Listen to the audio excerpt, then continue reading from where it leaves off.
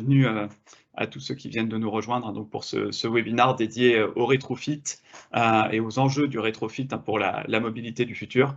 On a la chance d'organiser, nous, Nextmove, ce webinaire aujourd'hui en partenariat avec l'Urban Lab de Paris Senco et avec l'appui aussi de l'association R, ce qui nous permet d'avoir un beau panel d'intervenants, leur motto Transdev, Transition One, qui vont pouvoir vous parler un petit peu de ce qu'ils font sur le rétrofit et vous présenter des projets concrets.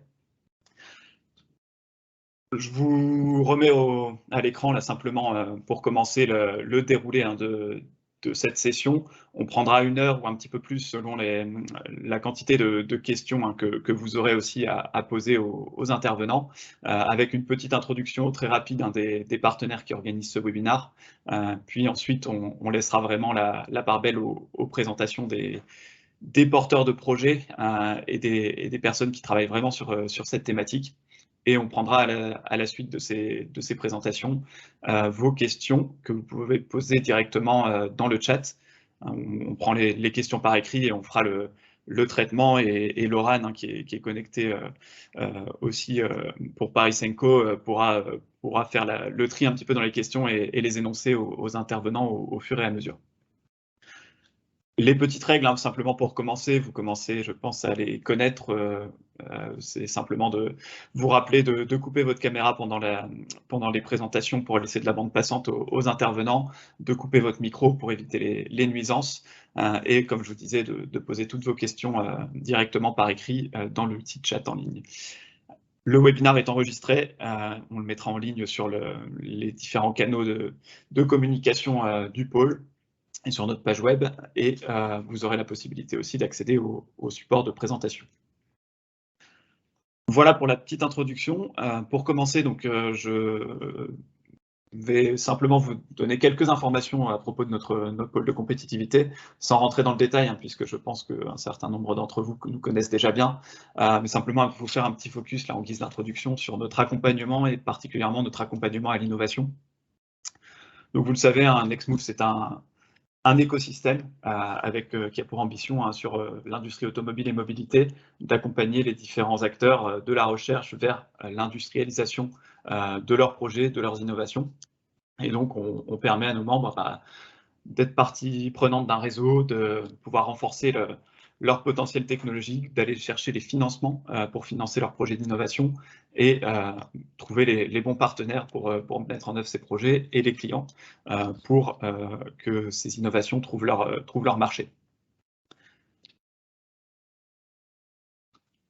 Vous voyez un petit peu sur la slide que je vous présente là, un aperçu de notre écosystème. Il n'est effectivement pas exhaustif, mais pour vous montrer qu'on a un gros pool de startups PME, ETI qui composent notre réseau. On a aussi des grands donneurs d'ordre que vous connaissez, qui sont en haut à gauche de votre écran, des établissements de recherche, des universités, et de plus en plus aussi des collectivités, des territoires, des villes qui viennent compléter le panel pour nous permettre aussi d'expérimenter les solutions qui sont développées par les membres du réseau. Concrètement, comment on s'organise chez Nextmove? On s'organise autour de comités thématiques, de comités d'experts qui vont pouvoir appuyer les ressources internes Nextmove quand on a besoin d'une expertise précise. Vous le voyez, on a 5 comités qui sont les premiers qui sont listés là, qui sont vraiment des comités techniques qui ont pour vocation d'accompagner les projets et les membres dans l'optimisation de leurs projets d'un point de vue technologique. Et on a un 6e comité qui est le Mobility Business Accelerator, qui lui a pour vocation vraiment d'accompagner les innovations vers le marché. Et donc concrètement, je vous en parlais rapidement en guise d'introduction, notre accompagnement à l'innovation, il prend la forme effectivement de l'animation de ces thématiques, de l'organisation de sessions comme on le fait aujourd'hui, de veille aussi pour transmettre de l'information. On est là vraiment pour être à l'interface entre les différents acteurs de l'écosystème pour leur permettre de travailler ensemble et pouvoir accompagner, comme je vous le disais, les projets d'innovation, donc pour cibler les bons dispositifs de financement, pour identifier les partenaires et puis derrière monter vraiment concrètement le dossier, le consolider. Et tout cet accompagnement-là, on l'englobe, on va dire, sous un process qui est assez assez cadré, qui est un processus de labellisation. Et donc, au terme de tout cet accompagnement que le pôle va proposer, on va pouvoir être en capacité à attribuer un label, donc le label Next Move, qui va pouvoir concrétiser un petit peu la validité du dossier, la validité d'un projet, et derrière d'augmenter la visibilité de ce projet vis-à-vis des financeurs, crédibiliser la démarche vis-à-vis de vos potentiels financeurs, qu'ils soient publics ou privés. Notre accompagnement, il est fait dans le cadre de l'adhésion, hein, puisqu'on est une structure associative, et puis on propose aussi un certain nombre de prestations qui sont plus spécifiques pour les porteurs de projets qui auraient des besoins en particulier. On va aller dans de l'écriture de dossier, on va pouvoir faire de l'expertise plus approfondie, des rapports de veille, etc. Où là, on va plutôt travailler avec du sur-mesure, où on va pouvoir vous proposer des services en fonction de vos besoins. Voilà, donc ça, je vous encourage en tout cas, si c'est le cas de votre côté, à nous solliciter pour qu'on puisse voir ensemble comment vous accompagner au mieux. Je m'arrête là, vous le voyez, hein, j'ai vraiment fait un focus sur la partie innovation. Vous le savez, nos missions, elles vont beaucoup plus loin que ce simple accompagnement à l'innovation. On va vers l'industrialisation, comme je le disais, on a une activité de mise en réseau, une activité d'événementiel, de formation aussi. Et donc, je vous encourage à aller voir notre site web pour plus d'informations. Et puis, comme je le disais juste avant, de rentrer en contact avec l'équipe si vous avez un besoin en accompagnement. Et on sera un plaisir de pouvoir vous aider. Voilà. Je m'arrête là pour ne pas prendre plus de temps et je passe tout de suite la parole à Laurane Arpino de Paris Senco pour la suite de l'introduction des partenaires du webinaire. Bonjour à tous. Donc aujourd'hui, je représente l'Urban Lab, qui est une des plateformes de Paris Enco. Donc Paris Enco, en fait, on est une agence de développement économique et d'innovation de Paris et de la métropole. Florent, tu peux passer le slide. Donc Paris Enco, on est divisé en 11 plateformes sectorielles et l'Urban Lab, c'est la plateforme dédiée à l'innovation dans la ville durable. Tu peux aussi passer. Donc notre but, c'est vraiment d'accompagner tous les acteurs de l'écosystème, favoriser les relations business. Donc ça peut être des grands groupes, des startups, des institutionnels, des acteurs de la recherche. On veut vraiment fédérer un écosystème pour les acteurs qui font et qui vivent la ville. Et on accompagne les jeunes entreprises dans l'innovation urbaine. Donc aujourd'hui, on a l'équipe de l'incubateur qui est là et dont je fais partie, qui accompagne les startups sur les thématiques de l'immobilier, de la mobilité et de la logistique et de l'économie circulaire. Ensuite, je vous ai remis un détail des différentes thématiques qu'on traite, mais on a 3 chargés d'accompagnement dans l'équipe qui accompagnent environ 30 startups chacun sur différentes thématiques. Ça peut être des startups plus en amorçage ou plutôt plus avancées au stade du décollage. Emeric de Transition One pourra peut-être vous en parler puisqu'il fait partie de nos incubés. Florent, tu peux passer. Quelques petits chiffres très rapidement. Depuis 2016, on a accompagné plus de 275 startups. On a permis la signature de plus de 170 collaborations entre des startups et des grands groupes. Ces grands groupes, ils sont plus de 30 aujourd'hui, donc on est très content de pouvoir travailler avec eux au quotidien. Et un chiffre qu'on aime bien mettre en avant, c'est que 95% des startups qu'on a accompagnées sont encore actives aujourd'hui. Donc c'est un chiffre dont on est très fiers. Tu peux passer, Florent. Je vous rappelle rapidement les petites activités, enfin les 4 activités de l'Urban Lab. On a donc le pôle incubation dont je vous ai parlé, qui accompagne les startups sur leur développement commercial, sur de la communication, sur des connexions avec des grands groupes ou avec d'autres startups. Au niveau de la visibilité, on a toute une activité d'observatoire et de veille sectorielle. On organise aussi des salons, par exemple le hacking de l'hôtel de ville. On est présent sur les autres salons, on publie sur les réseaux sociaux, on organise par exemple aussi des keynotes chez nos partenaires, donc on a toute cette activité de visibilité. Sur les connexions business, comme je vous le disais, on a des partenaires qui viennent travailler avec nos startups. Donc, Et visiblement, il y a des gens qui n'arrivent pas à se connecter. On va regarder. L'Urban Lab, on a un lieu dédié dans le 18e arrondissement. Donc, on est rue René Clair, dans un bâtiment qui s'appelle l'Urban Lab. Donc, vous êtes les bienvenus si vous voulez venir visiter. Et on a aussi toute une activité d'animation de communauté, puisque que ce soit nos startups, nos partenaires, nos alumni, le but c'est aussi que ce soit convivial et qu'ils puissent créer des synergies. Donc on a aussi toute cette activité-là. D'ailleurs, on lance un appel à candidature début avril. Donc si dans vos contacts vous avez des startups qui seraient intéressées par cet accompagnement, n'hésitez pas à en parler autour de vous. Il n'est pas encore lancé, donc c'est une petite information exclusive. Et voilà, je vais passer la parole. Merci beaucoup. Merci Laurane. Je passe la parole à l'association R pour la suite des petites présentations et Aymeric là, qui va pouvoir prendre la parole. Voilà, donc l'association R, les acteurs de l'industrie du rétrofit électrique. Donc je suis un des deux coprésidents. On va passer à la slide suivante. L'association, en fait, c'est la filière de l'activité de rétrofit. Parce qu'on a travaillé ensemble, on s'est fédérés très rapidement pour avoir le changement de réglementation qui a eu lieu, qui est passé au journal officiel le 3 avril 2020 et qui permet maintenant de convertir une voiture thermique, essence ou diesel, la slide suivante, voilà, une voiture thermique, donc essence ou diesel, en une voiture électrique avec un stockage d'énergie qui est soit à batterie, soit à pile à combustible. Il y a de vrais enjeux de transition écologique que l'on vit au quotidien.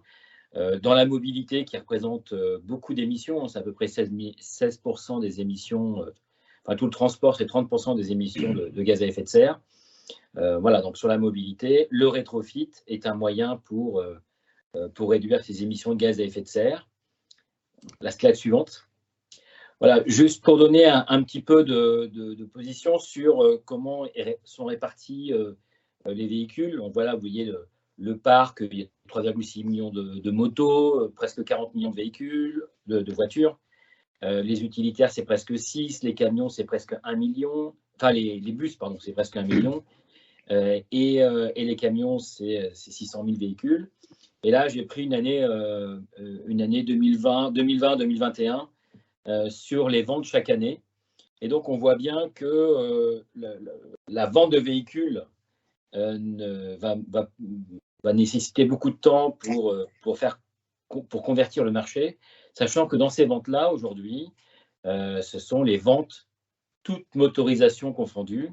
Et donc, si aujourd'hui, 75% des ventes étaient toutes électriques, et ben en 2035, on n'aurait que 30% du parc qui serait électrique. Il y a un universitaire qui a fait cette estimation. Donc, on voit bien qu'il faut amener des solutions complémentaires au neuf. Donc, il faudra toujours des véhicules neufs. Mais le rétrofit a une taille de marché qui est très importante parce que tous les véhicules thermiques vont, à plus ou moins long terme, être concernés par ce qu'on appelle les zones à faible émission. Ces incitations, certains voient ça comme des interdictions, mais ces incitations à changer la motorisation de son véhicule en changeant de véhicule, et maintenant avec la capacité de faire du rétrofit. La slide suivante, c'est pour montrer un peu toutes ces villes qui sont concernées par les ZFE. Les bleus, ce sont celles qui sont déjà déclarées, déjà en place sur la mise en place de leurs ZFE, avec un calendrier.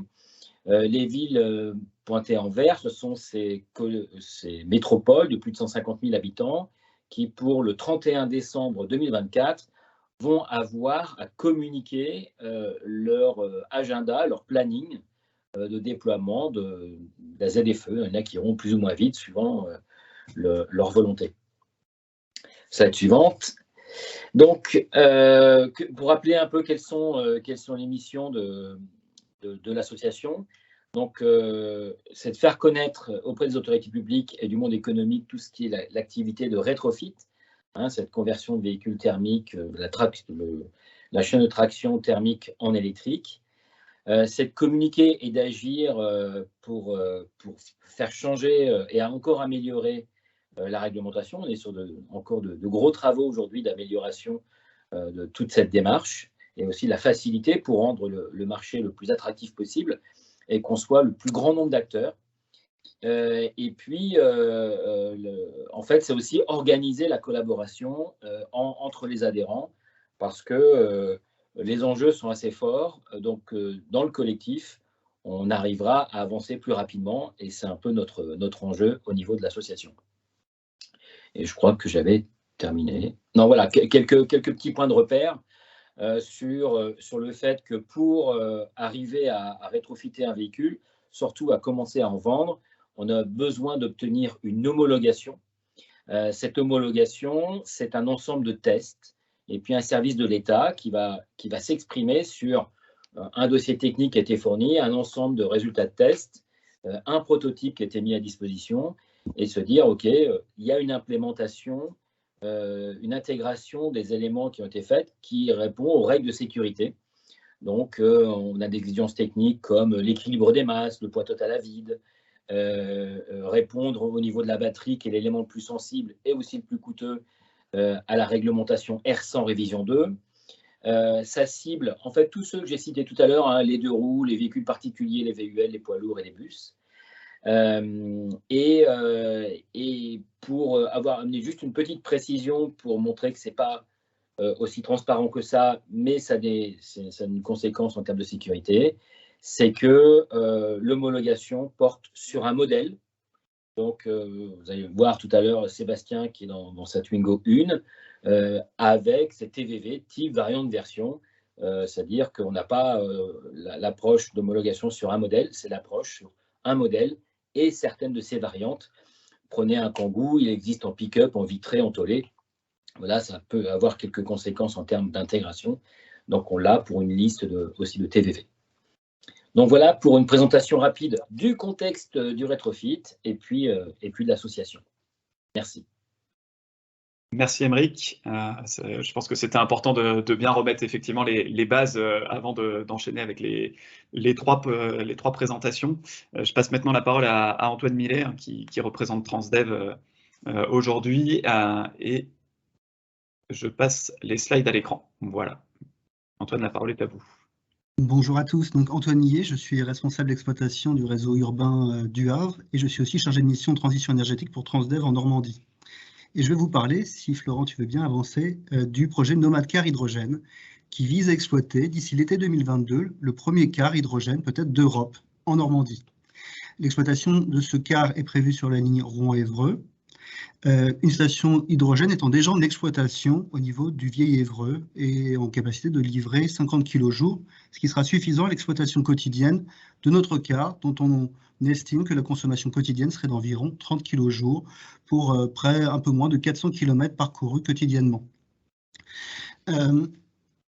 Pour vous parler un petit peu de la jeunesse du projet, lorsque Transdev Normandie a élaboré ce projet, on avait plusieurs objectifs. Le premier, c'était, comme le car hydrogène n'existe pas au catalogue, de trouver un moyen de mettre en circulation un car pile à combustible dès que possible sur notre territoire et de démontrer la faisabilité technique de ce rétrofit.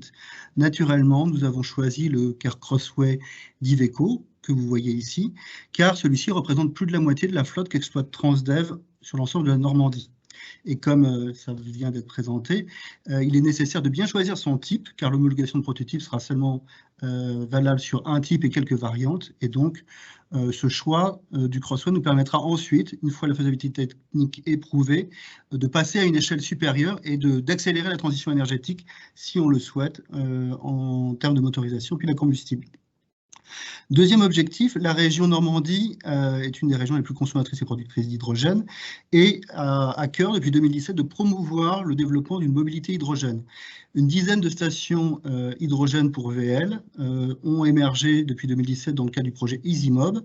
Seulement, il y avait encore peu d'utilisation de ces stations par des flottes de véhicules légers. Et donc, la région était à la recherche de projets concrets et visibles, de mettre en valeur ce dynamisme sur la promotion de la mobilité hydrogène.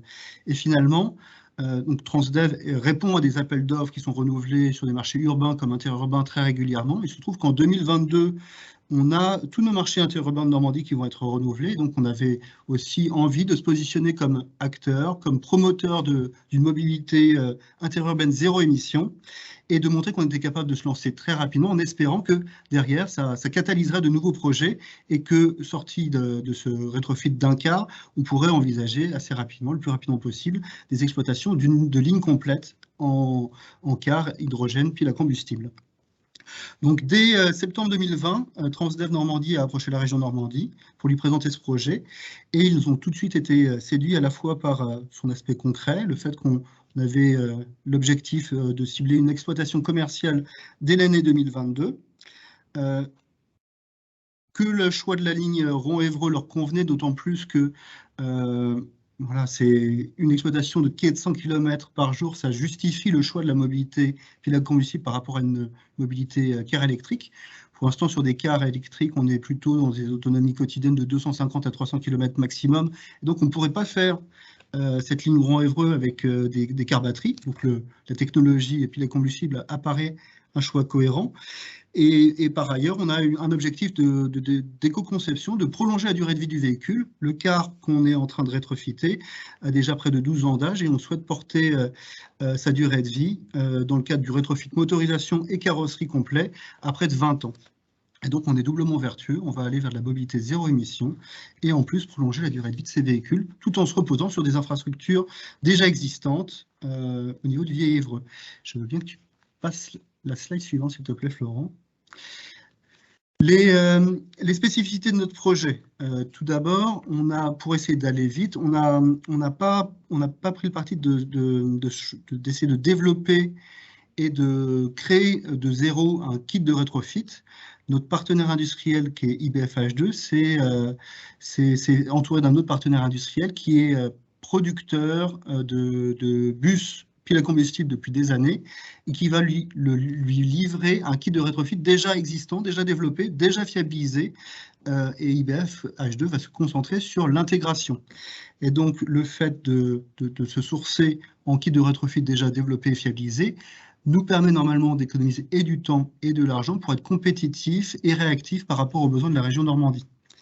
L'autre spécificité de notre projet, c'est d'avoir construit une gouvernance commune avec tout un ensemble de partenaires industriels ou du monde universitaire notamment, sous la forme de 6 comités thématiques que je vais vous détailler ensuite. Donc, on voit les logos. Les principaux comités thématiques sont le comité thématique avitaillement. La station sur laquelle on va se reposer pour l'avitaillement de notre car a été construite, comme je le disais, pour des véhicules légers. Donc, il y a toute une mise à jour logicielle qui va être nécessaire pour optimiser le temps de recharge à un temps long de poids lourd. La station doit passer d'une recharge d'1 à 1,5 kg par plein à près de 30 kg en un seul tenant, ce qui nécessite quelques adaptations. Et donc, c'est le siège 27, Attaway et Engie qui sont à nos côtés sur ce sujet-là. Nous avons, grâce au CERTAM et à l'INSA, évalué les polluants économisés par notre projet et réalisé une analyse complète sur le cycle de vie pour valoriser le bénéfice environnemental de ce projet. Nous assurons, avec l'aide de l'IDIT notamment, une veille juridique. Nous essayons d'approcher, avec l'aide du Dôme, tous les aspects d'acceptabilité de ce projet, d'un point de vue voyageur, d'un point de vue conducteur, d'un point de vue mainteneur, d'un point de vue riverain. Nous sommes en train d'avancer actuellement et de finaliser le rétrofit d'un point de vue technique avec IBFH2 et notamment l'appui d'Iveco, qui est le constructeur initial du véhicule. Et nous avons des partenaires qui participent au cofinancement. Et bien évidemment, ce projet est porté par Transdev, mais surtout la région Normandie, qui est le maître d'ouvrage de ce projet. Voilà, donc c'est tout un écosystème avec des comités thématiques qui se réunissent à un rythme mensuel et l'ensemble des partenaires qui se réunissent à un rythme trimestriel pour partager de manière transparente et fluide les avancements sur l'ensemble du projet. Pour détailler un petit peu le calendrier, nous avons comme objectif de finaliser d'ici fin mars, début avril, le rétrofit motorisation et carrosserie du véhicule. Et nous envisageons de faire aboutir le processus d'homologation d'ici l'été pour, d'ici tout début d'été, former nos conducteurs et débuter une exploitation commerciale. Des réflexions à plus moyen terme sont menées pour pour faire évoluer le sourcing en termes d'hydrogène de la station hydrogène du Vieil-Évreux, qui est actuellement avitaillée en hydrogène gris. Et évidemment, l'objectif pour être le plus bénéfique environnementalement, ça serait de se tourner vers l'hydrogène le plus vert possible. Florent, si tu veux bien avancer à la dernière slide, s'il te plaît. J'ai déjà détaillé un certain nombre des éléments. La photo que vous voyez, c'est le kit de rétrofit qui est roulant, qui est opérationnel, qui a été produit en Asie, mais qui est désormais depuis fin décembre dans les ateliers d'IBFH2, qui est en cours d'intégration de ce kit dans le véhicule Crossway initial. Ce kit a déjà été rodé 1800 km avant intégration et sera rodé à nouveau sur plusieurs milliers de kilomètres avant le début de la formation des conducteurs. Nous sommes aussi en contact avec le SDIS pour travailler des documents sécuritaires tels que les fiches de désincarcération. Nous sommes en contact avec le CMQ Mobilité en Normandie pour collaborer à l'élaboration du module de formation des conducteurs. Donc il y a encore beaucoup d'actions à venir d'ici l'été, mais nous restons confiants sur la tenue du calendrier. Même si, pour être transparent, subsistent encore quelques incertitudes sur les délais de traitement, d'instruction et d'essai côté UTAC et CNRV, avec lesquels on travaille à préparer l'homologation de prototypes. Voilà de manière assez synthétique. Merci Antoine pour cette présentation. Effectivement, je pense que c'était important d'aborder aussi cet enjeu-là du rétrofit, puisqu'on a tendance à l'aborder en général d'un point de vue du véhicule personnel. Mais on vient de le voir, effectivement, il y a pas mal d'enjeux aussi à la fois sur le transport de personnes et aussi le transport de marchandises. Peut-être pour compléter, en Normandie, les réseaux urbains du Havre comme de Rouen sont très mobilisés à se tourner, à intégrer des bus piles à combustible dans leur mix énergétique. Mais on constate que ça a un coût très conséquent d'achat des véhicules, mais ensuite d'exploitation et d'entretien. Et donc, ce projet nous intéresse aussi pour trouver un moyen de diminuer le surcoût de propriété de passage à la pile à combustible en rendant beaucoup plus compétitif, grâce à la transformation, l'acquisition de véhicules piles à combustible. Et donc, au-delà de ce projet, des projets de lignes interurbaines qui pourraient, on l'espère, émerger, il y a potentiellement un potentiel de développement au Havre, à Rouen, mais ailleurs dans d'autres urbains, sur les lignes périurbaines qui se développent de plus en plus autour de nos grands urbains. Merci pour les précisions. Avant de passer la parole à Laure Motto pour la présentation d'un deuxième projet, je vous invite encore une fois à poser toutes vos questions par écrit dans le chat si vous en avez. On aura un petit peu de temps à la fin des présentations pour les prendre et les poser directement aux intervenants. Donc voilà, n'hésitez pas si vous avez des demandes de précision au fur et à mesure. Et je laisse la parole à nouveau.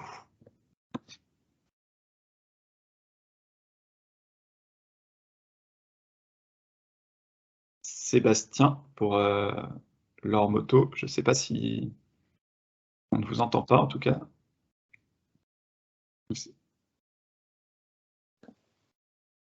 Bon, après, si Sébastien est déconnecté là temporairement, on peut peut-être inverser, je commence.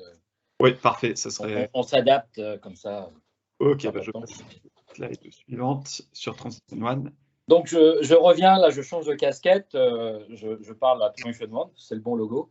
Donc, à Transition One, donc je suis le président de Transition One, et Transition One a été créé en 2018 sur une idée suite au fait que j'ai entendu l'intervention de Nicolas Hulot sur son plan climat, où il annonçait la fin à la vente des véhicules thermiques pour 2040.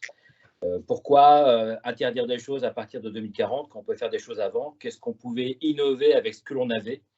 Mais il y a des voitures qui existent. Seule la motorisation est remise en question avec les nouvelles réglementations.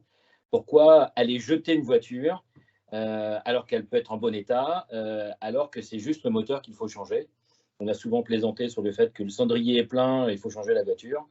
Voilà, le moteur ne correspond plus. Ne changeons pas la voiture, changeons le moteur. Et c'est là où on arrive au rétrofit. Slide suivante. On a pris comme mission de faire économiser à notre atmosphère, parce qu'on n'est pas là pour sauver la planète, il faut surtout sauver l'atmosphère, 1 million de tonnes de CO2 équivalent en 10 ans. La quantité de CO2 qu'on fait économiser, c'est notre premier KPI d'entreprise. Parce que si nous tous impliqués dans des entreprises, si on commence à dire on cherche que le prix le plus bas, on ne va pas automatiquement aller vers les meilleures solutions. Allons chercher le meilleur prix et le meilleur produit qui est le moins émetteur de CO2, à la fois dans sa fabrication, dans sa mise en place et aussi dans son exploitation. Donc c'est vraiment là où on veut amener des solutions avec le rétrofit. L'objectif, c'est de faire économiser ce million de tonnes de CO2. Alors, qu'est-ce que l'on cible, nous, comme marché? Déjà, on a une approche très industrielle. L'objectif, c'est de faire, évidemment, si on veut faire 1 million de tonnes de CO2, qui est très raisonnable quand même comme valeur, j'espère qu'on ira même plus vite, il faut avoir une approche industrielle, mais aussi une approche abordable pour que le produit soit différenciant par rapport à un véhicule neuf, qu'il soit fabriqué par un constructeur occidental ou même par un constructeur chinois. On va avoir des modèles arrivés qui seront moins coûteux, mais qui auront émis plus de CO2 pour se faire fabriquer. On sait que l'énergie en Chine est plus carbonée. Et donc, on choisit de rétrofiter des véhicules qui sont légers. Et un peu plus loin, vous verrez la liste des modèles, en leur mettant 100 ou 200 km. Alors, le choix, il est surtout dépendant du volume que l'on a, de ce qu'on peut intégrer dans un véhicule. Là, c'est notre premier prototype, la 001. C'est une Twingo 2. La Fiat 500, c'est la 002. Elles ont chacune dépassé déjà les 12 000 km sans aucun problème. Et donc, ces voitures-là, ces voitures légères, ont 100 km d'autonomie. Et je l'ai fait, quand je fais Orléans-Montlhéry, il y a 99,7 km. Je l'ai fait, j'ai encore un peu de marge. Et je passe par la nationale. 110 km/h de vitesse maxi et le véhicule est connecté. Parce que notre objectif, c'est de rendre ces véhicules qu'on peut penser désuets en des véhicules un peu plus modernes. Et donc, un véhicule moderne aujourd'hui, il est électrique et il est aussi connecté. Slide suivante. Donc, qu'est-ce qu'on change sur une voiture? Donc, on va extraire ce groupe motopropulseur thermique. On le remplace par notre propre GMP générique qui va être capable de s'intégrer dans de nombreux véhicules.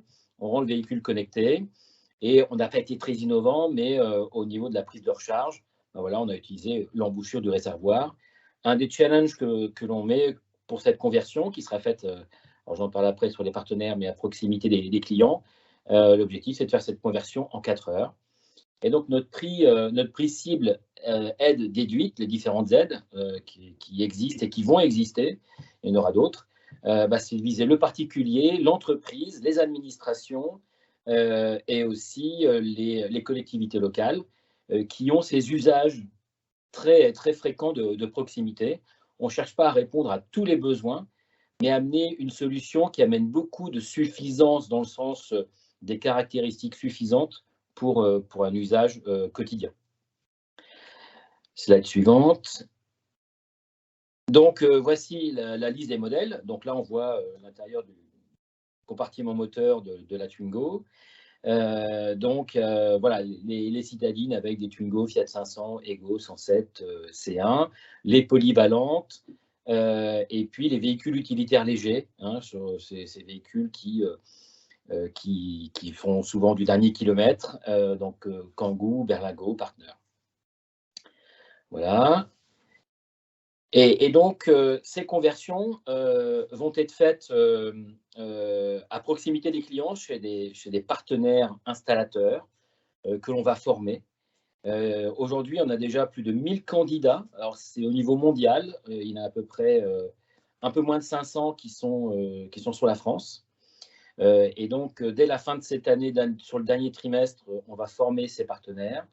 Et puis, on va commencer notre commercialisation également sur le dernier trimestre. Ces partenaires, on va les former en digital d'abord, parce qu'il y a pas mal de compétences à acquérir, en physique.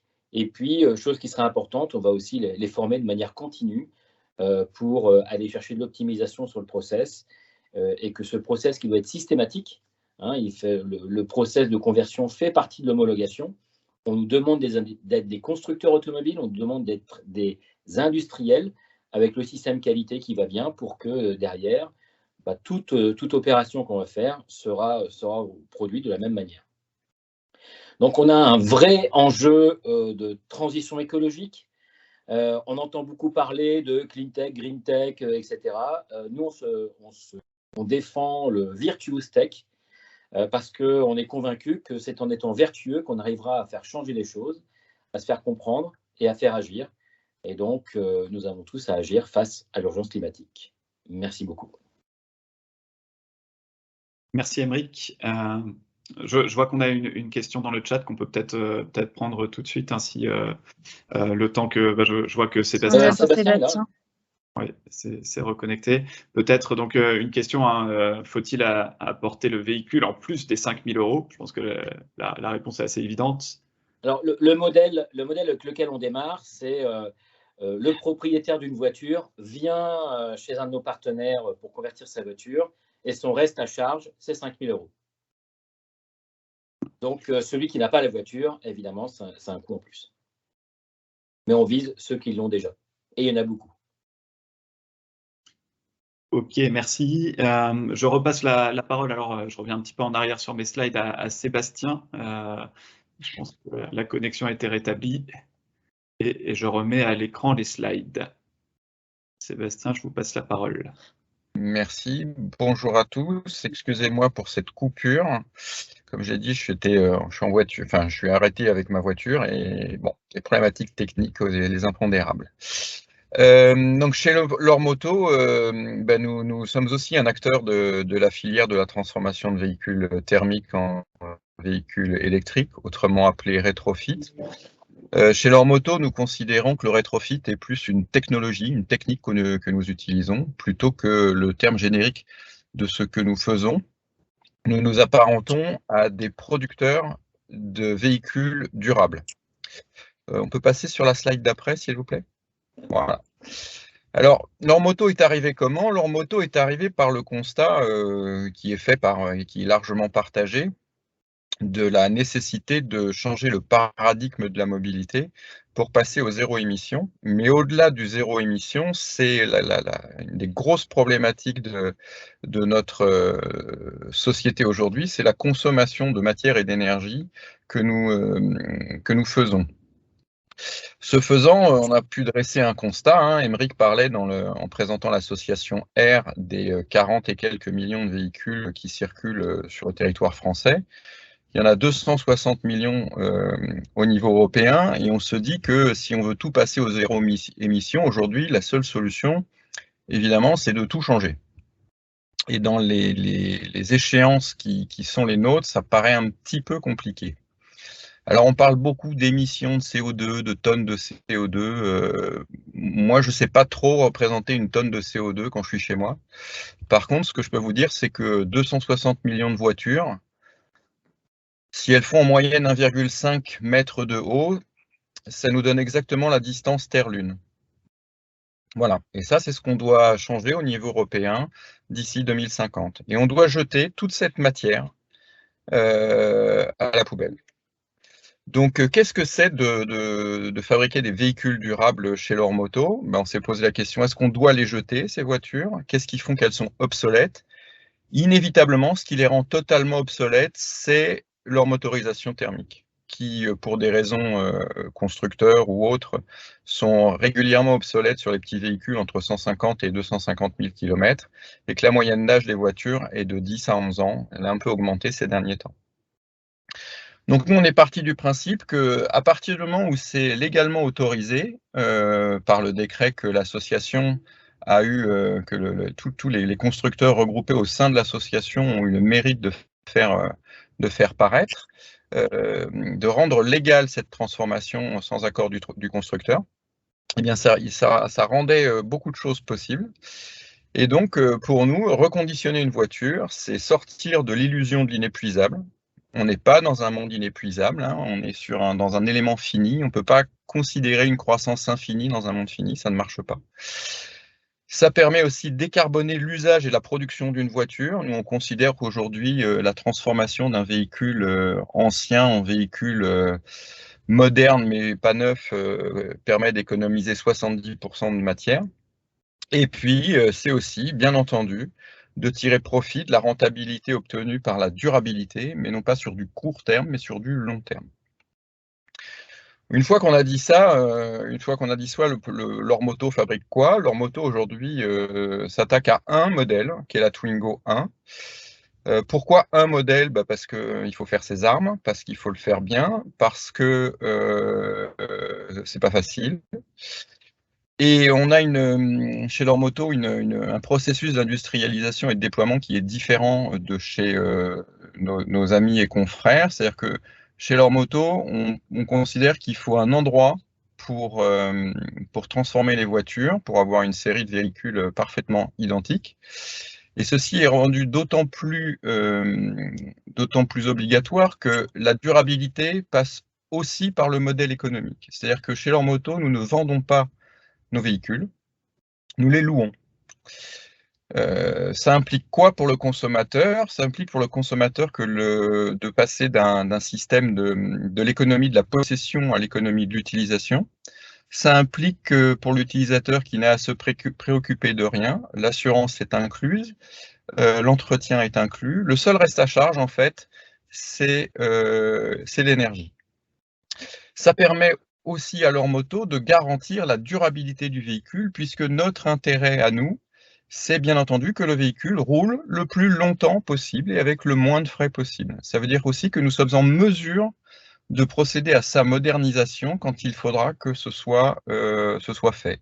Imaginons que d'ici 4, 5, 6 ou 7 ans, une nouvelle technologie de charge ultra rapide fasse apparition. Nous serons en mesure, comme nous sommes captifs de notre propre parc de véhicules, puisque c'est nous qui en conservons la possession, de changer des éléments technologiques au fur et à mesure du temps, en respect avec la législation, bien entendu.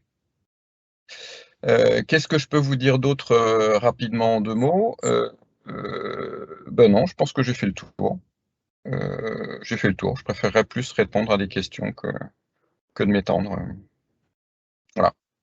Techniquement, si, un petit truc, hein, c'est qu'effectivement, on est sur des véhicules qui servent pour des trajets quotidiens. Hein, on est sur des véhicules qui sont quotidiens, y compris en B2C d'ailleurs, mais une grosse centaine de kilomètres d'autonomie avec les limites qu'Aymeric évoquait en termes de vitesse. Nous, on limite à 130 km/h, mais globalement, c'est pas la vitesse qui est très importante. Quand on conduit une voiture électrique de ce type, on a un rapport à l'énergie qui change globalement par rapport au thermique. Et on s'aperçoit que la vitesse est un peu l'ennemi de l'autonomie. Et on n'a pas tendance à vouloir rouler très très vite.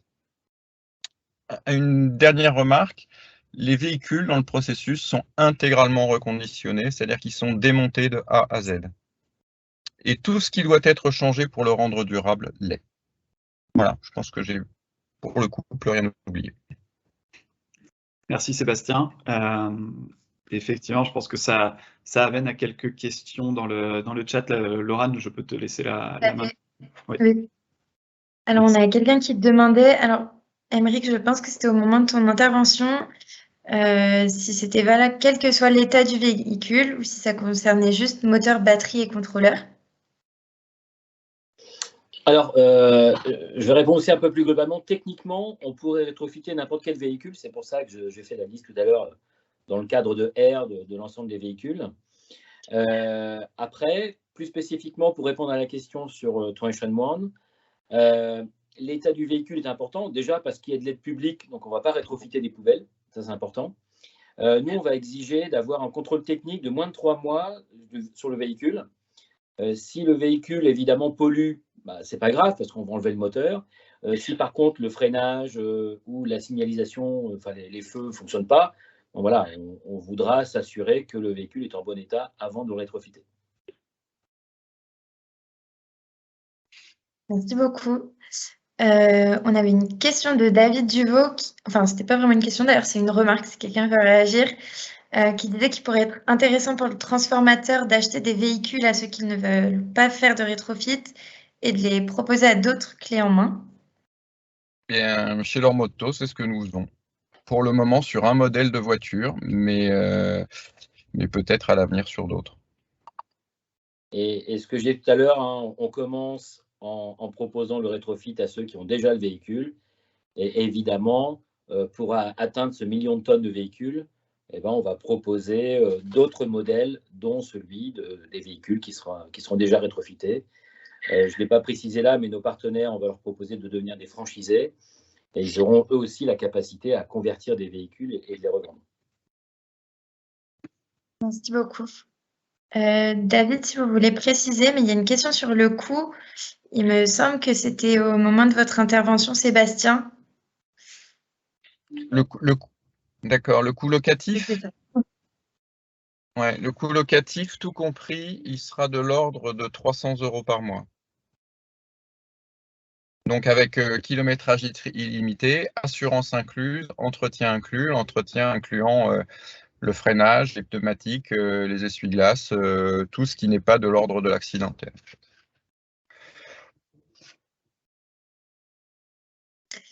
Merci. On a aussi plusieurs questions de Jérémy François qui demande d'où proviennent les pièces et les batteries qui servent au rétrofit. Est-ce qu'ils sont produits en Europe ou en Asie?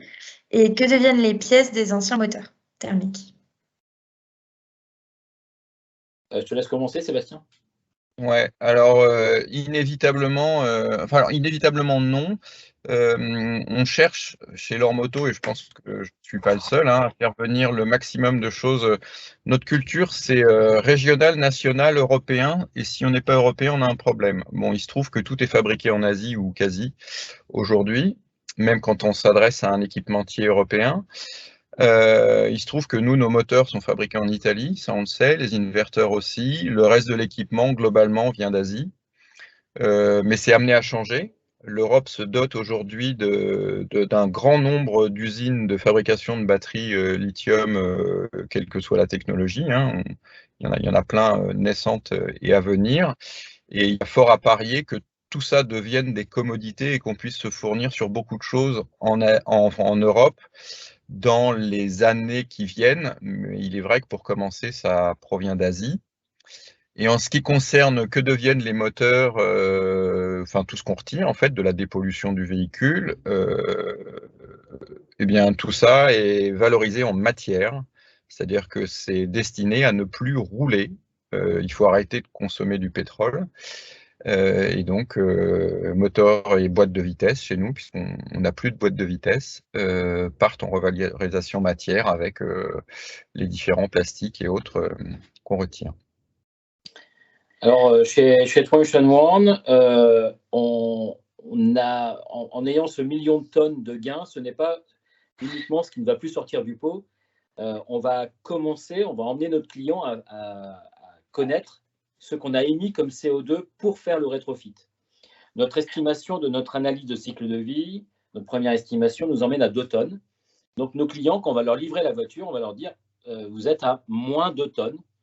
Et le but, c'est de faire vivre le break-even, l'amortissement du gain.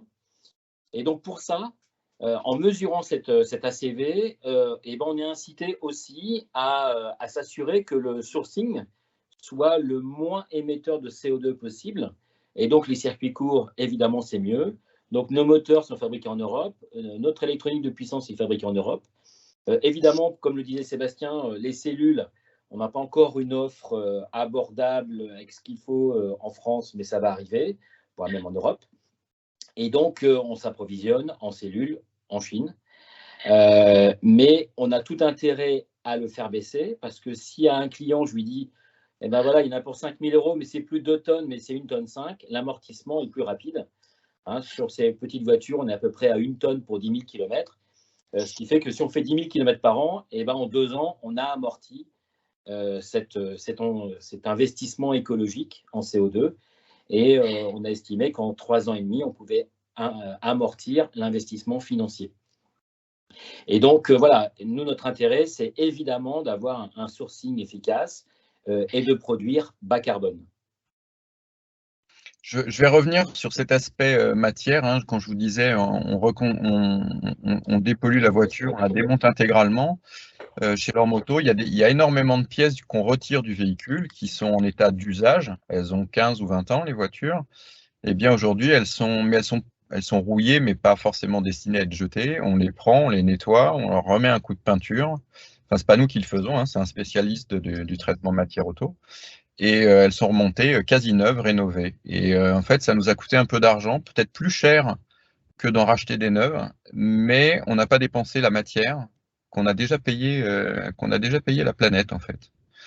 Et ça nous paraît assez important. Et donc, j'amène la précision sur qu'est-ce que l'on fait des moteurs, parce que je n'ai pas répondu à la question. Les moteurs vont avoir 2 étapes à suivre.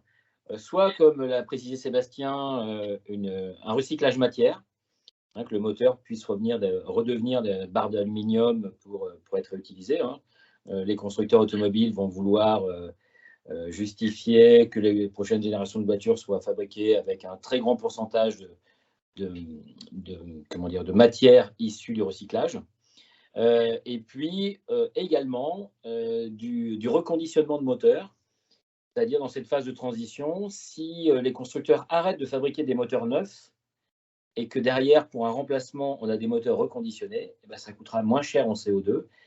Comme le rétrofit n'est pas pour 100% des usages sur les véhicules, eh ben, on pourrait avoir une Fiat 500 qui fait régulièrement 200 km, ça ne marche pas avec les 100 km, et donc pour qu'elle puisse encore rouler. Voilà. Donc il y aura toujours un peu de besoin de thermique, mais le plus important, c'est qu'on puisse répondre au plus grand nombre de ceux qui correspondent à l'usage.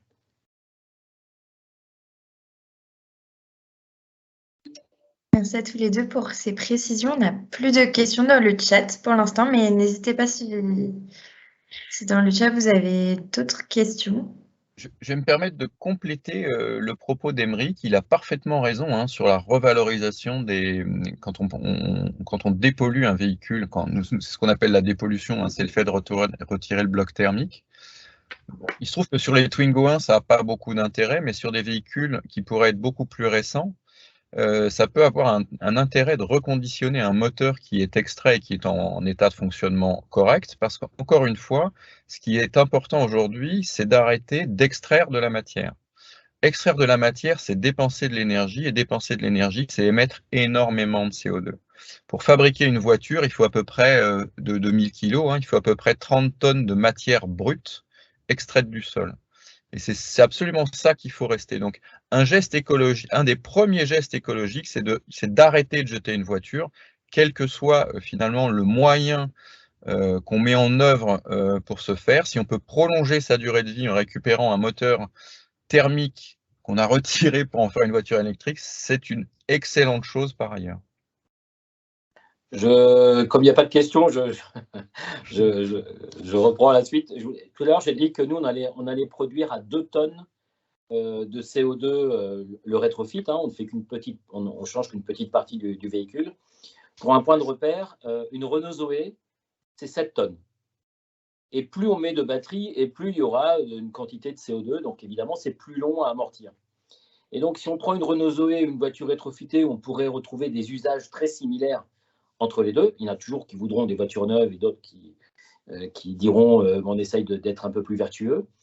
Et ben pour un usage de 10 000 km par an, est-ce qu'il est préférable d'amortir en 2 ans quand il y a 2 tonnes de CO2 ou le même usage en 7 ans en achetant une voiture neuve électrique? Donc on voit qu'il y a un autre axe de réflexion aujourd'hui qu'il est bien d'intégrer à nos comportements. C'est quand on fait des achats, à se dire quel est l'impact que ça a. Et donc là, on voit que la voiture rétrofitée amène une vertu un peu plus forte que de se dire il n'y a que le neuf qui compte. Peut-être justement pour clôturer, vous poser la question un petit peu sur les freins de votre point de vue hein, pour vraiment le déploiement massif de ces solutions de rétrofit. Qu'est-ce que c'est pour vous? Est-ce que c'est vraiment un frein réglementaire, un frein en termes d'acceptabilité, un frein technique? À votre sens, quelle serait, et la question là je la pose à tous les trois, hein, tous les 3 intervenants, c'est qu'est-ce qui, à votre sens, est le plus bloquant actuellement pour déployer les solutions que vous proposez de manière large et efficace, on va dire. Moi, je vais être très cash. C'est pas l'argent, c'est pas la réglementation. Pour moi, c'est le fait qu'aujourd'hui, un équipementier ne décroche son téléphone qu'à partir du moment où on lui commande 50 ou 60 ou 100 000 pièces par an. Et ça, c'est compliqué. C'est ce qui nous. En fait, dans la version, dans l'homologation du véhicule, qui est un gros morceau, hein, l'homologation du véhicule, il y a deux aspects. Il y a la partie technique, donc la conformité du véhicule, mais il y a aussi la conformité de production. Et en fait, quand on va homologuer une voiture, c'est facile d'aller homologuer une voiture, ça coûte cher, mais c'est facile. C'est beaucoup plus difficile de produire le même véhicule à des dizaines, centaines ou milliers ou centaines de milliers d'exemplaires. Et moi, je trouve qu'aujourd'hui, la plus grande difficulté, elle est là. Merci. Antoine, peut-être, vous voulez réagir? J'abonde sur ce qui vient d'être dit. Toutefois, dans notre cas, dans le cas du Nomad Car hydrogène, on est en train d'apprendre à réussir l'homologation de prototypes. Notre prestataire, c'est une première qu'il réalise, et donc il y a des délais administratifs et des démarches administratives sur lesquelles on est en apprentissage et sur lesquelles on est peut-être moins en maîtrise. Autant on est très confiant de la réussite dans les délais impartis de l'intégration du kit de rétrofit, autant les délais administratifs sont moins maîtrisés pour le moment, et c'est un peu notre incertitude. Par ailleurs, les pouvoirs publics qui financent les mises en place de nouvelles motorisations, et c'est particulièrement vrai pour l'interurbain, sont quand même confrontés au fait que même avec grâce au rétrofit, le passage à du zéro émission puis de la combustible reste extrêmement coûteux. Pour vous donner un ordre de grandeur, un car neuf, c'est 150 000 €. Là, notre premier car rétrofit, c'est plus de 500 000 €. Et même en passant à échelle plus industrielle, on pense qu'on aura du mal à descendre bien en deçà des 300 000 €. Donc, on fournit le véhicule et il faut quand même mettre 2 fois son prix pour envisager la transformation, d'autant plus qu'il y a encore des surcoûts de maintenance et d'exploitation qui sont à prévoir. Et c'est, comme tout le monde le sait, les financements sont de plus en plus délicats à obtenir pour les collectivités. Et c'est quand même eux qui vont devoir financer ces transformations et ce coût de passage à la transition énergétique. Donc, pour nous, pour des secteurs à faible marge, le coût est quand même une problématique. Merci. Alors, de mon côté, et c'est très, je vais le dire, très ponctuel, le point le plus important aujourd'hui pour moi, c'est le financement. On est vraiment sur une approche industrielle, on est sur une levée de fonds de 8 millions. Et en face, les VC, voire les CVC, sont pas encore assez éduqués. Moi, j'entends souvent ah, vous êtes une industrie, ah, vous êtes du hardware, ah, vous avez trop de capex, donc on n'y va pas. On a franchi, on sait qu'on a d'autres étapes qui arriveront derrière. Hein. Maintenant, mon plus gros frein, c'est celui-là. On sait qu'on va vivre quelques difficultés parce que quand on va arriver un peu plus nombreux à aller homologuer, il y aura peut-être pas assez de ressources disponibles dans le laboratoire pour pouvoir homologuer, enfin, aller faire les tests. Voilà. Mais moi, aujourd'hui, mon plus gros frein, c'est l'homologation. Mais je rejoins aussi Sébastien quand il dit que c'est tous les aspects de conformité derrière, de production, qui vont être délicats. Voilà. Moi, ça fera partie de mes freins après. Mais aujourd'hui, c'est vraiment la problématique de financement. Je vais rebondir sur la question des freins. On a une question dans le chat qui demande s'il y a des freins psychologiques liés à la sécurité active-passive des voitures âgées et rétrofitées. Moi, sur les freins psychologiques, je vais répondre en disant c'est un client en fait qui a un frein psychologique. Nous, aujourd'hui, on a plus de 10 000 demandes de rétrofit de véhicules, donc pas tous ceux de la liste là. La liste est vraiment plus grande. Les freins, aujourd'hui, on ne les voit pas. L'approche pragmatique, elle marche bien. Hein, et quelque part, l'homologation répond à cette problématique de est-ce que c'est sécurisé? Eh ben, l'homologation, ce n'est pas une licence, hein, c'est le fait qu'une autorité, un tiers de confiance, ait validé qu'on ait bien intégré les choses et que on répond aux normes de sécurité.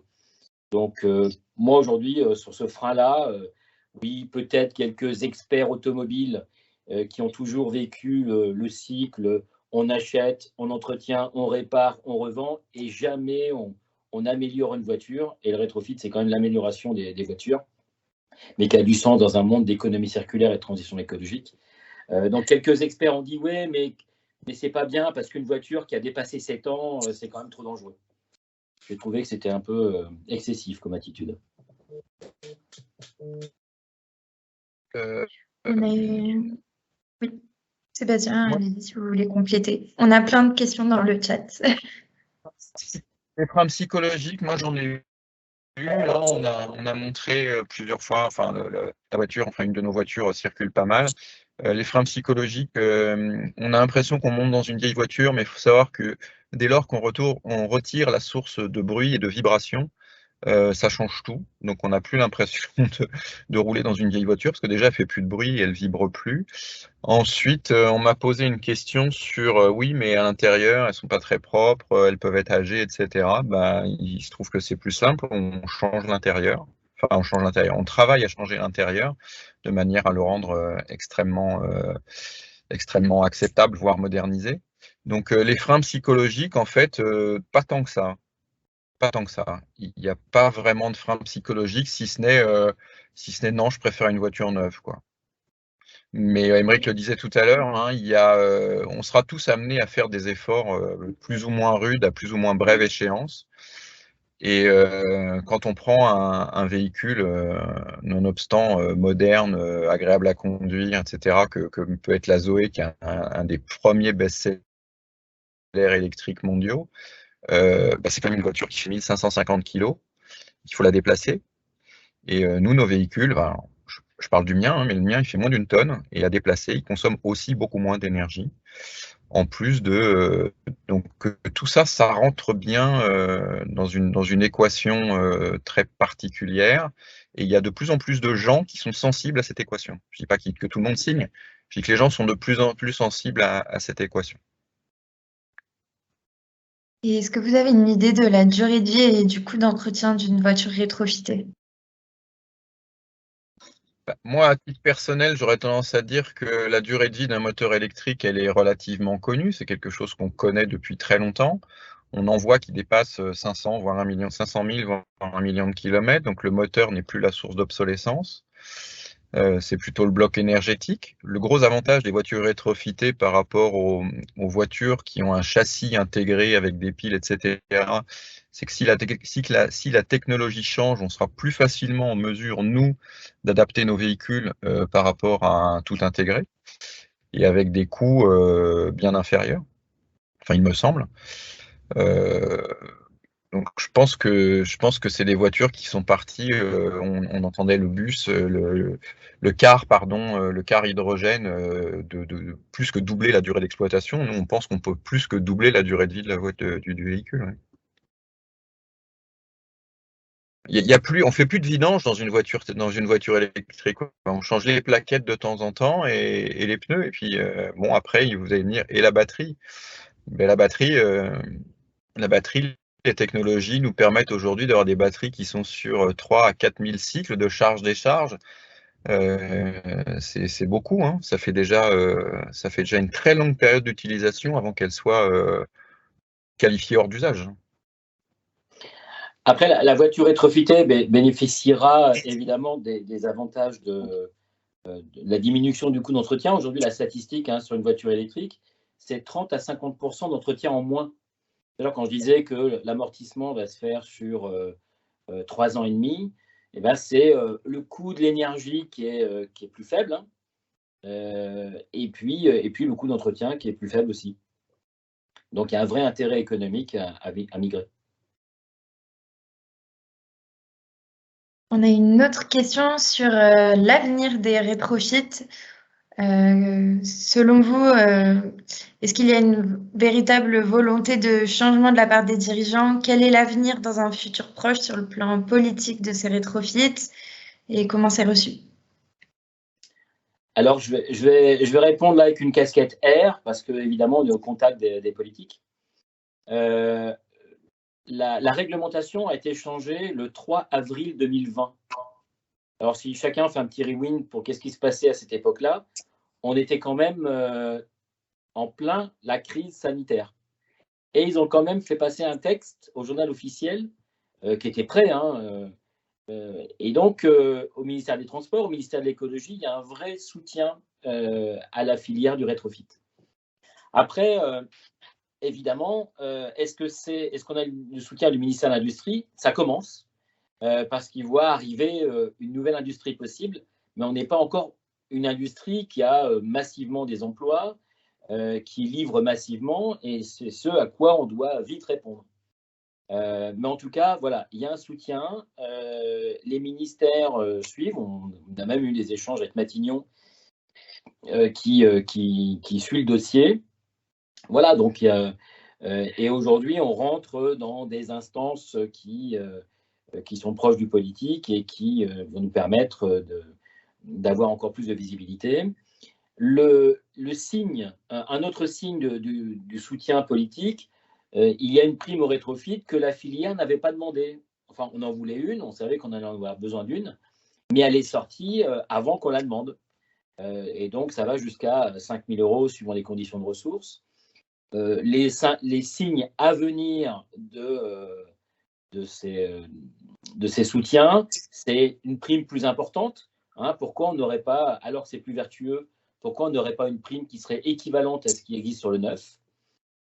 Pourquoi on n'aurait pas des soutiens particuliers pour former les futurs installateurs, pour industrialiser et arriver à 2030 en ayant déjà rétrofité plus d'1 million de véhicules, par exemple?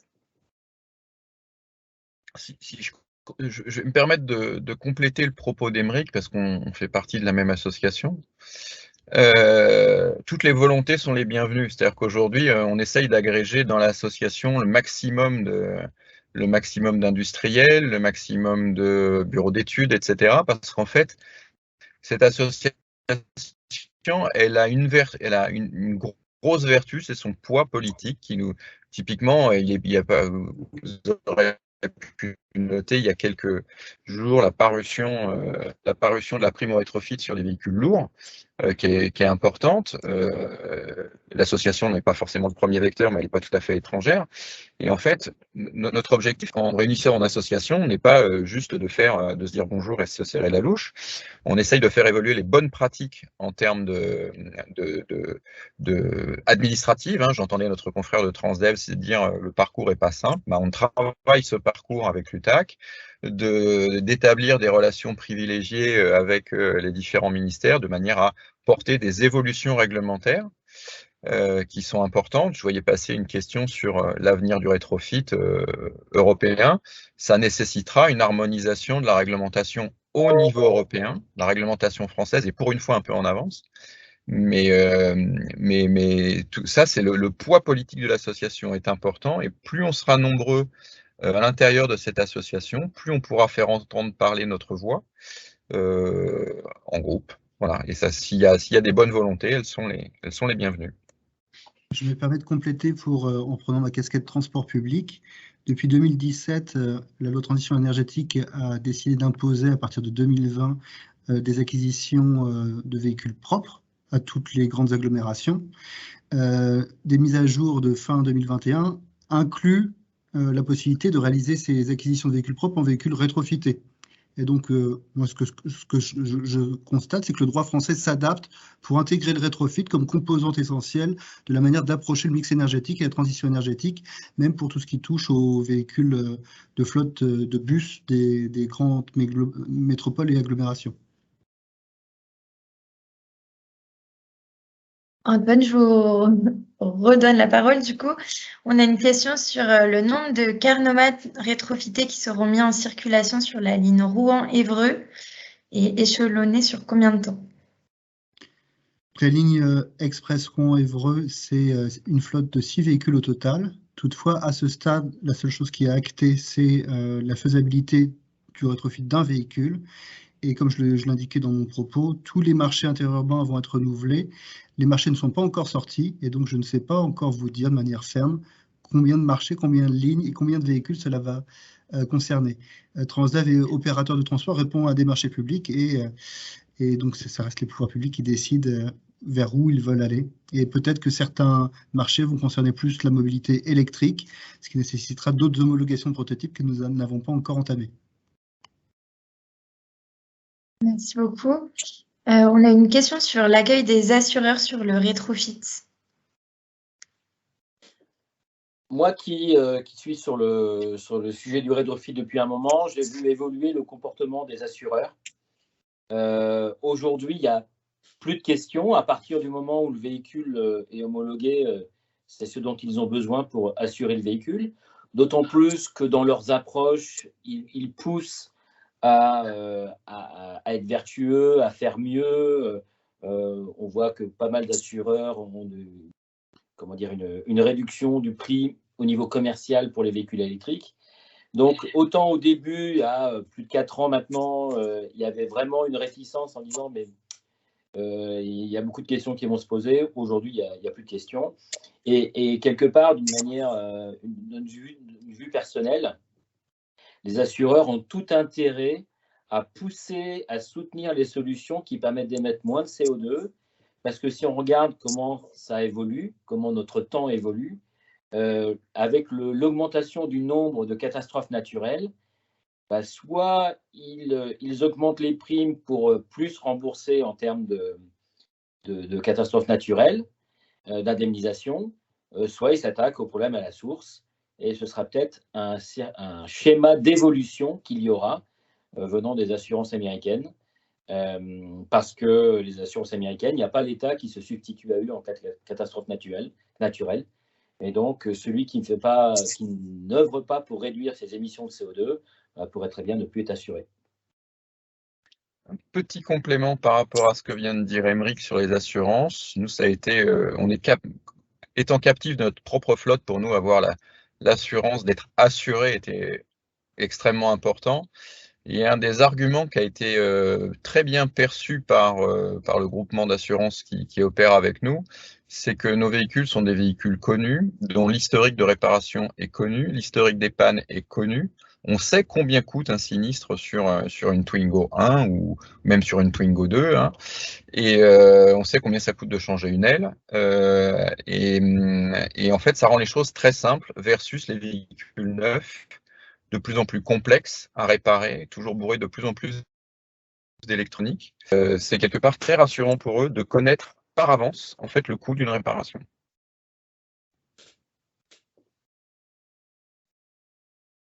Outre le bilan carbone favorable. Merci beaucoup. Aymeric, on avait une question de Pierre Robert sur ton intervention concernant les fonds. Il nous dit que les articles en ligne indiquent des chiffres variés concernant le coût d'une homologation pour une citadine. Est-ce que tu as un petit peu plus de détails sur ces coûts propres à l'homologation? Du mal. Oui, c'est des mots qu'il faut apprendre à dire. Nous, c'est bon, on sait bien les dire. Homologation. Oui, il y a des chiffres qui vont de 100 000 à plus de 500 000 euros. En fait, ça dépend ce qu'on compte dedans. Moi, je sais que pour mes premières homologations, mon budget homologation, mais qui intègre aussi les prototypes, etc., c'est plus de 500 000 euros pour les premières voitures. Mais comme on a une approche très générique, les homologations suivantes pour les modèles à suivre, on sera certainement inférieur à 100 000 euros. Donc, on ne cherche pas à éviter l'homologation. Par contre, il faut arriver à l'homologation en sachant bien ce qu'on a fait, en ayant un processus qui nous permette de dire l'homologation n'est pas une loterie. Ça, c'est important. Et le processus d'homologation, on a le moyen de s'organiser pour être sûr que quand on va passer l'homologation, eh bien, on sait à peu près le résultat qu'on va avoir.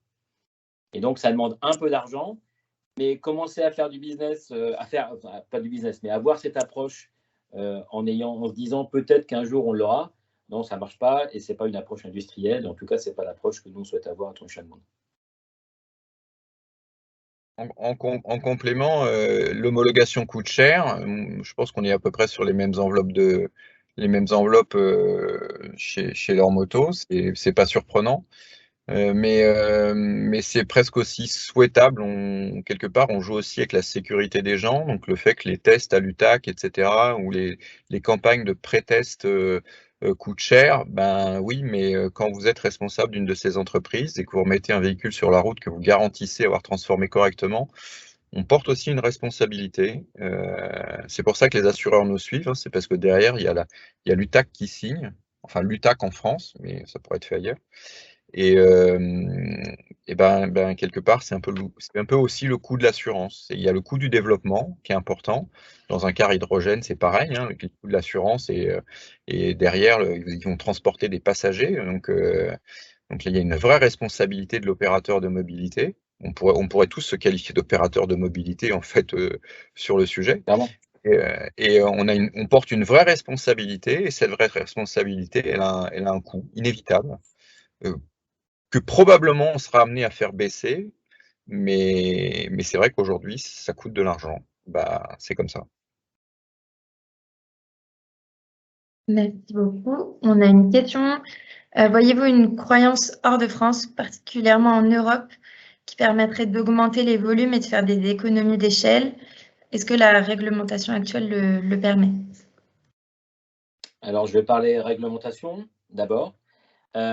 Aujourd'hui, si je fais un peu le tour des autres pays d'Europe, l'Allemagne a une approche d'homologation unitaire. C'est entre 4 et 15 000 euros par voiture. Ce n'est pas par modèle, c'est par voiture. Donc, on voit que ce n'est pas scalable. Hein, c'est le TÜV qui fait ces tests-là. L'Italie a une réglementation qui est peu exploitée. Mais cette réglementation, c'est intéressant de l'analyser. Elle est venue du gouvernement. Alors qu'en France, c'est une équipe d'entrepreneurs fédérés qui a sollicité l'administration et le gouvernement pour qu'il y ait une réglementation. Et ce qu'on explique aux politiques, c'est qu'aujourd'hui, on a l'opportunité de prendre le lead en Europe sur le rétrofit.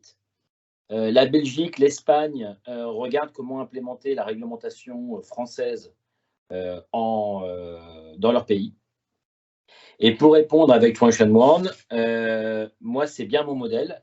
J'ai choisi des véhicules, on a sélectionné des véhicules en se disant, et ça donne quoi au niveau européen?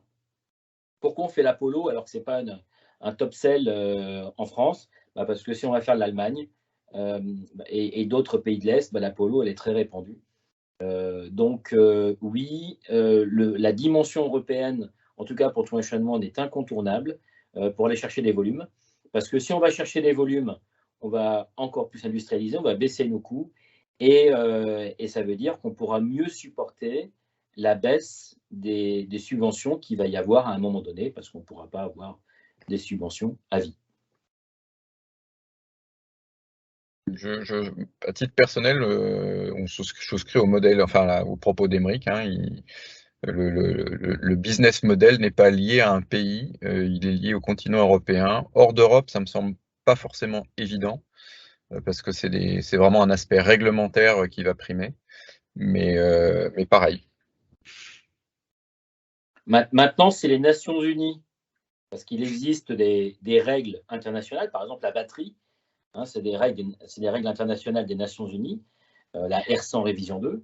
Maintenant, si les Nations Unies disent on fait une réglementation homogène sur le monde entier, je pense qu'on aura réussi quelque chose que les constructeurs n'auront pas réussi avec le neuf. Mais ça, c'est le cran d'après. Je me permets une petite taquinerie, Emeric.